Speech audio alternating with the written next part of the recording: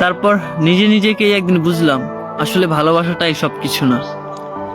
ভালোবাসা থেকে বেশি গুরুত্বপূর্ণ যারে আমি ভালোবাসি সে আমার ভালোবাসা কিনা, সে আমার চায় কিনা।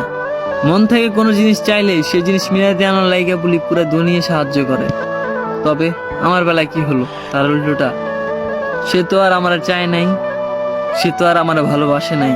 তাকে ছাড়া তো এখন বেশ দিব্যি আছি, ভালো আছি, বেঁচে আছি। ক্ষত কখনোই পুরোপুরি মুছে যায় না।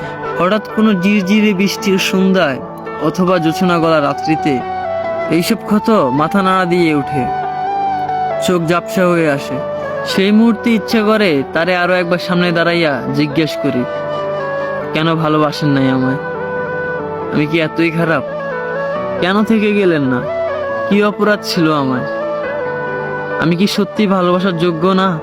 আমি কি সত্যি ভালোবাসার মতো মানুষ না?